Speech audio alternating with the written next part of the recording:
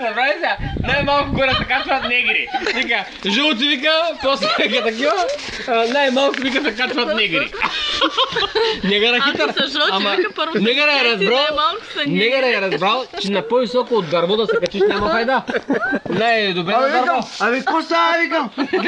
Гледайте, аз като отивам при арабските страни и искам да се кача на тази форма и те викат, не еди кой си. Я не се кача. Викам, тук как са дърветата, на някого ли са? Той, не, те казва общи.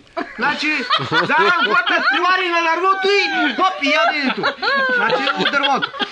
Смятай, в Занзибар, който ме привари. Обаче на тебе те позволява да се качваш. Ти това памата, дето кокоса и тъй. Ама той какво вика? Аз мисля, че вика, че кокосите менте. Те вика зелени. А пък той вика един черен, като ги убели вика с ножа, тогава много черни. Ама той с мече той тъй ги дял. Так, и съгнат на слънци. Или човека мисля, че кокоса черен. Пък те ни дават кокоса и зелени. Вика, шано. Менте, докарали, вика от Китай, китайски кокос. Пак то да бил местен. Значи смаяха, ма. Ама кажи се най-хубавите шишчета, къде яли? Най-хубавото шишчета. Шишчета вика хубави, страшно месо, шишчета. Ям ги вика и усеща, вика, че нещо дъхка. Вика нещо дъхни. Негара му продавал шишчи, а то там пак всичко хладилници, човек, да ма е. Няма, той както вари рейса, извърш, рейса намалява от хора и всички на главата и тъй правят. И ви правите за шишчетата. Аз, Йоня Габровица, той взема, разбираш, и почва. Тук, дай от той давно и накрая ни плаща шишето. Баси, майка, направо ма смая. Ама шишето пак хубаво. А пак най-такова продават и ние такива парчета, разбираш ли? Пак като на шиши и като ги купиш, те е такива на порязанички направени, нарязани, а пак то такава царевица, захарна царевица. И я хващаш и тя е на хрупкава и я рускаш и просто смучиш това сока и го плюш. От дървени клетки, бе! А ти се вика да ядеш и да плюш. Аз викам ти моза, ама те викат плюй. Плюй са, и аз го плюя. Как ще го плюш, бе, човек? То стърва червата ти, то черво го прави. Аз им викам тъй, арабина те казал. Али се плюй, бе, човек? Някой вижте какво се отворила вратата. Ядеш и плюш. Аз па не мога да повярвам пак, че всичко си изплюл. Не, това не е плю. Как ще плю, той плаща. Гледай го как са такова, макро. Ядеш, вика и плюш. Абе вика, гледаме много хубаво море, океана, никой не се къпи. Гледай то, гъмжилата куля е тъй. Вика, никой плаш, вика, свободно, никой не плюва.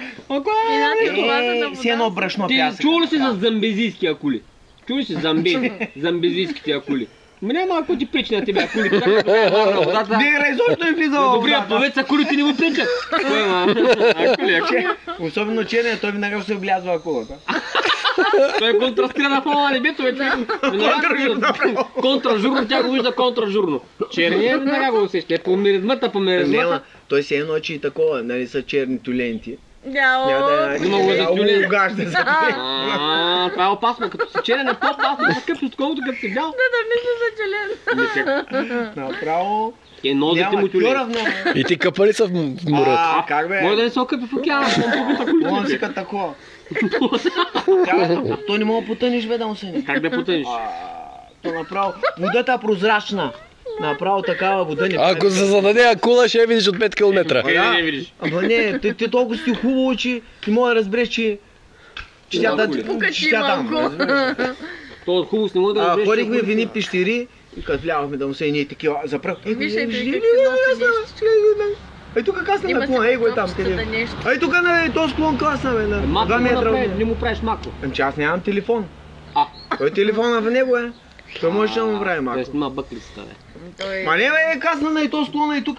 И аз по нея посяко го посочих. Ей тук касна, бе. Там клах агнето ми, дей. Не, той тук, бе. Тук е. Тук. Над Марто ли, бе? Направо касна тук. И викат цирик. Цирик ми, как да? Стига. То пак ще дойде, бе. Те пичови тук всичките. Пак ти ходиш да ги демнеш тук с маска. Те без маска. Гледат сега тук кой има на масата. Пичуи. Този капнат на ролка се пълня.